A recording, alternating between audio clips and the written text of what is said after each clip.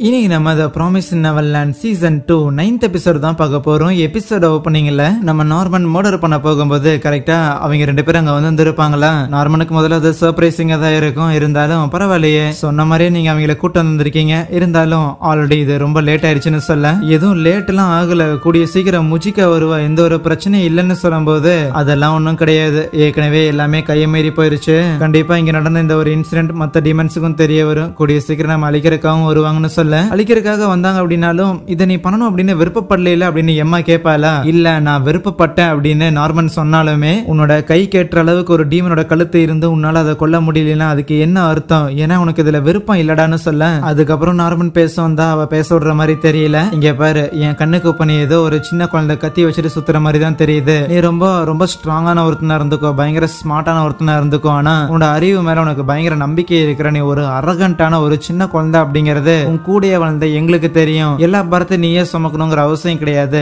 நாங்க வாழ்றதுக்கான ஒரு இடத்தை உருவாக்குற ஒரு கடவுளா நீ இருக்கணுங்கிற தேவையும் இல்ல. அதனால ஒரு கடவுள் மாதிரி நீ ரோல் பிளே பண்ணுங்கிற தேவையும் கிடையாது. ஈவன் நம்ம ரே கூட அதே தான் சொல்லுவான், லைக் நம்ம எல்லாரும் ஒன் ஆஃப் ஃபேமிலி, நீ போட்டு கொடுத்த பாதையில் நாங்க போகணும்னு விருப்பப்படல, நம்ம எல்லாரும் சேர்ந்து ஒரே பாதையில போவோம். உன்னோட வழிகளை உனக்கு உள்ளுக்குள்ள வச்சிருக்க எல்லா விஷயத்தையும் எங்க கூட ஷேர் பண்ண, நம்ம மாறி மாறி ஒரு பெர்ஃபெக்டான ஒரு ஐடியல் உலகத்தை கிரியேட் பண்றதுக்கு நம்ம மாறி மாறி ஹெல்ப் பண்ணிக்கலாம்டா அப்படின்லாம் சொன்னா, அவ்வளவுதான் நம்ம நார்மன் பயங்கரமா பிரேக் ஆகி அந்த இடத்துல அழ ஆரம்பிச்சிடறான். எனக்கு உங்க கூட வாழணும்னு ஆசையா இருக்குது அப்படின்னு அழுதுட்டு இருந்தவனும், ஆனா அது இனிமேல் முடியாது, ஏன்னா அந்த லாம்டால பண்ண அந்த ரிசர்ச் அதுக்கான சைடு எஃபெக்ட், நான் இன்னும் ரொம்ப நாள்ல உயிரோட இருக்க மாட்டேன்னு சொல்ல, அப்ப அந்த இடத்துல பார்த்தா ஒரு டீமன் பயங்கர கொடூரமா உருமாறி இருந்திருக்கும். சோ அது இவங்களை அட்டாக் பண்றதுக்காக தயாரா இருக்க, அப்ப நம்ம சோஞ்சு தான் பார்த்தா ஓகே இதை நான் சமாளிச்சுக்கிறேன் அப்படின்னு சொல்லி அவனோட கையை வெட்டி அந்த பெரிய மான்ஸ்டருக்கு ஒரு உணவு மாதிரி கொடுத்துருவானா. கொடுத்ததுக்கு அப்புறம் இந்த சோஞ்சோட கை திருப்பி ரீஜெனரேட் ஆயிரும். சோஞ்சோட கையை சாப்பிட்ட அந்த ஒரு டீமனும் அதுக்கப்புறம் கொஞ்சம் கொஞ்சமா நார்மலான ஸ்டேட்டுக்கு திரும்ப, முஜிகாவையும் அந்த சோஞ்சு அதுக்கப்புறம் போய் கூட்டு வந்திருப்பான் போல. சோ அவளும் தன்னோட பிளட் அப்படியே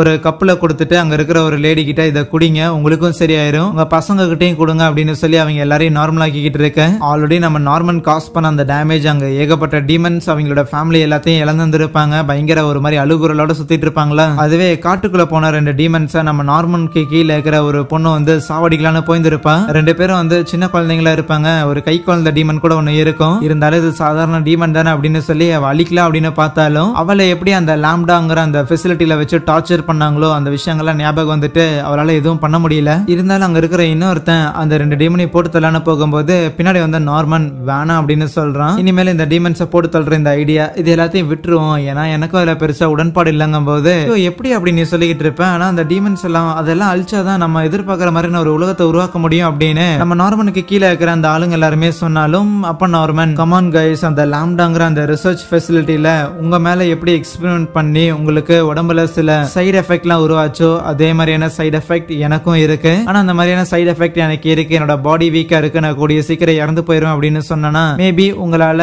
என் மேல அவ்வளவு நம்பிக்கை வைக்க முடியாம போயிருந்திருக்கு. உங்களுக்கு ஒரு பாஸ் தேவைப்பட்டுச்சு, உங்களுக்கு ஒரு சேவியர் தேவைப்பட்டுச்சு, அதனால அந்த ஒரு சேவியரா இருக்கணும் அப்படின்னு தான் நான் நினைச்சேன். முதல்ல என்னன்னா நம்ம எல்லாரையும் காப்பாத்துற மாதிரியான ஒரு மெடிசன், நம்ம எல்லாரையும் முதல்ல சேவ் பண்ணிக்கிற மாதிரியான ஒரு மெடிசனை உருவாக்கணுங்கிற ஐடியா தான் இருந்துச்சு. ஆனா அதுக்கப்புறம் ஓகே ஃபைன், அதெல்லாம் உருவாக்கிட்டு இருக்க முடியாது, அதுக்கான நேரம் இருக்குமோ இல்லையோன்னு தெரியல. சோ அதனால இறந்து போறதுக்குள்ள இந்த டீமன்ஸ் மொத்தத்தையும் அழிச்சிடலாம் அப்படின்னு சொல்லி இந்த டீமன்ஸ் அழிக்கிறதுக்கான ஒரு பிளான் தான் நான் உருவாக்க ஆரம்பிச்சேனே தவிர, எது சரியான விஷயம், எதுக்காக முதல்ல உயிர் வாழணும்னு நினைச்சேன் அப்படிங்கறதே நான் மறந்துட்டேன். சோ நான் உயிர் வாழணும்னு நினைச்சதே என்னோட ஃபேமிலியை ப்ரொடெக்ட் பண்றதுக்காக மட்டுமே, அவங்க கூட வாழ்றதுக்காக மட்டுமே தவிர இந்த டீமன்ஸ் அழிக்கிறதுக்காக கிடையாதுன்னு சொல்லும் போது அவன் கூட இருக்கிறவங்களும் கொஞ்சம் கஷ்டமா இருந்தாலும் ஓகே ஃபைன், ஆமா நம்ம உயிர் வாழணும் அப்படிங்கறது தான் மோட்டிவேஷனே தவிர அவங்கள கொல்லணும் அப்படிங்கறது ஐடியா இல்லன்னு கொஞ்சம் புரிய வருது. அப்ப அந்த இடத்துக்கு சோஞ்சுவும் அந்த முஜிகாவும் வருவாங்களா. சோஞ்சு தான் இந்த இடத்துல நீங்க இருக்காதீங்க, உடனே போயிருங்க, இந்த கலவரம் எல்லாம் ஹியூமன்ஸால உருவாக்கப்பட்டுச்சு அப்படின்னா அது வேலைக்காகாது, நாங்க ஏதாவது சமாளிக்க பாக்குறோம்னு சொல்லிட்டு அங்க ரெண்டு சின்ன குழந்தைங்க அஃபெக்ட் ஆயிருப்பாங்களா, அவங்களுக்கும் அந்த முஜிகா அவளோட பிளட் ஷேர் பண்றா. அதுக்கப்புறம் மத்த பசங்களை எல்லாம் மீட் பண்றதுக்காக வரும்போது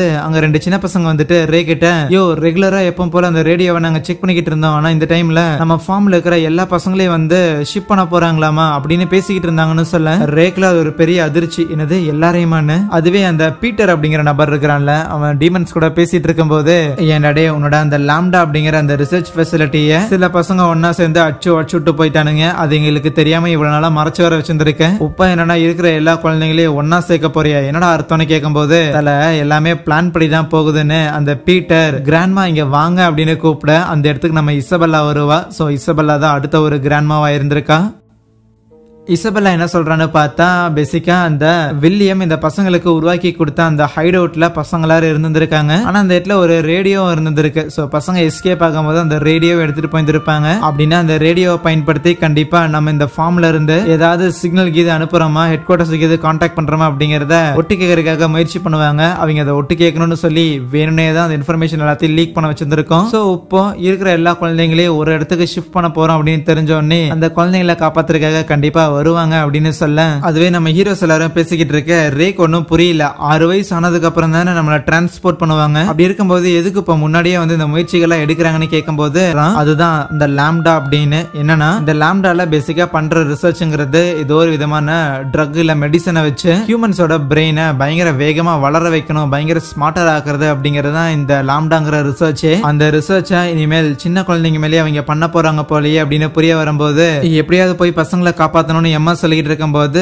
முஜிகாவும் சோஞ்சும் அங்க வராங்க. அவங்க கூடயே அந்த வயசான டீமன் இருக்குதுல்ல, அது தன்னோட பேத்தியையும் கூட்டிட்டு வர அந்த வயசான டீமன் அங்க இருக்கிற முஜிகாவை பார்த்துட்டு இந்த மாதிரி ஒரு 700 வருஷத்துக்கு முன்னாடி நீங்க எங்களோட லைஃபை காப்பாத்திருக்கீங்களே, அதுல நானும் ஒருத்தன் அப்படின்னு சொல்லிட்டு கூடவே நம்ம எம்மா கிட்ட ஒரு சின்ன மெமரி மாதிரி ஒரு டிவைஸ் இருக்குமா அதையும் கொடுக்க, என்னன்னு பார்த்தா ஒரு 15 வருஷத்துக்கு முன்னாடி காட்டுக்குள்ள வந்து ஏதோ ரத்தமும் சதையுமா ஒரு ஆள் வந்து விழுந்து கிடந்தான். அவன் ஆல்மோஸ்ட் சாகர நிலைமையில இருந்தான். ஆனா அவன் நான் யாரு அப்படிங்கறது கூட தெரியாம என் கையில ஏதோ இதை கொடுத்துட்டு மறக்காம இந்த ஆர்ஃபனேஜ்ல இருந்து பசங்க யாராவது எஸ்கேப் ஆகி வந்தாங்கன்னா அவங்களுக்கு இதை கொடுங்க, அவங்களுக்கு இது ஒரு நம்பிக்கை தரும் அப்படின்னு சொல்லி கொடுத்தான். அதுக்கப்புறம் அந்த ஆள் இறந்து போயிட்டான். சரி அந்த ஆள் சொல்லிருக்கானு சொல்லி இதை பத்திரமா எடுத்து வச்சுக்கிட்டு அந்த ஆளோட பாடியை கொண்டு போய் எங்க வீட்டுல கொடுத்து நாங்க எல்லாரும் பங்கு போட்டு சாப்பிட்டோம். உண்மையை சொல்ல போனா மனிதர்களோட கறியை சாப்பிடாமலே என்னால நார்மலா இருக்க முடியும். என்னோட பிளட்டை வந்து என் பசங்களுக்கோ என் பேர பிள்ளைங்களுக்கோ கொடுத்து அவங்களோட உடலையுமே என்னால நல்லா பாத்துக்க முடியும். ஆனா அப்படி நான் பண்ணுனேன் அப்படிங்கும் போது இந்த விஷயம் தெரிஞ்சு எங்கேயாவது ராஜாவோ இல்லனா மத்த நோபல்ஸோ எங்க ஃபேமிலியில இருக்கிற எல்லாரையும் கொலை பண்ணிட்டாங்கன்னா அந்த ஒரு காரணத்துக்காக தான் 700 வருஷமா இந்த ஒரு சீக்ரெட்டா நான் பாதுகாத்துட்டு இருந்தேன். எது என்னவோ கண்டிப்பா இந்த மெமரி உங்களுக்கு ஹெல்ப்ஃபுல்லா இருக்கும் நான் நினைக்கிறேங்க போது நம்ம எம்மாவும் அந்த மெமரியை அந்த பெண்ணுல தான் இன்செர்ட் பண்றாளா பார்த்தா ஒரு ப்ரொஜெக்டர் ஒன்று ஆன் ஆகுது. ஆனா அதுல அந்த ஹெட் குவார்டர்ஸ் இருக்குதுல